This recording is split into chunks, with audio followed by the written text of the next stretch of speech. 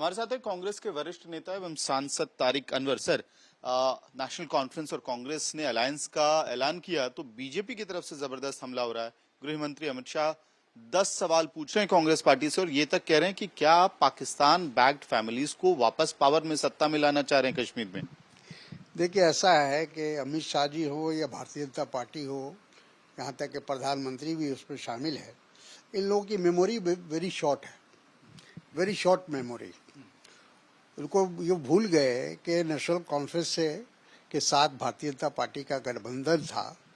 एक समय था जब अटल बिहारी वाजपेयी जी प्रधानमंत्री थे, तो उनके मंत्रिमंडल में उमर फारूक और उमर अब्दुल्ला वो उसमें शामिल थे और नेशनल कॉन्फ्रेंस का उनके साथ अलायंस रहा।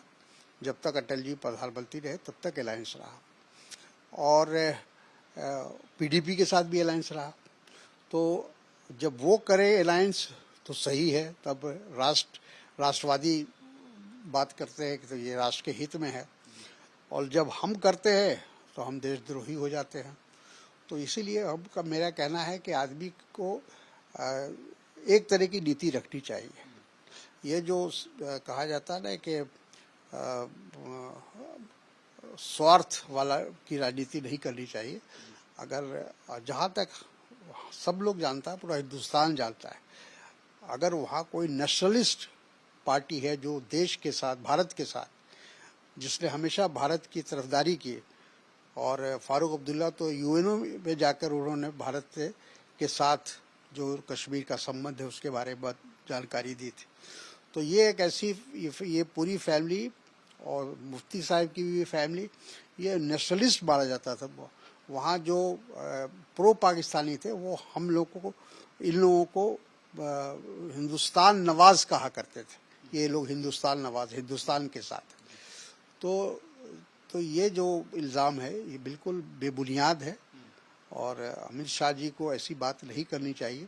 इतना बड़ा इल्ज़ाम, इतनी बड़ी बात कहने से पहले उनको इतिहास को खंगालना चाहिए था।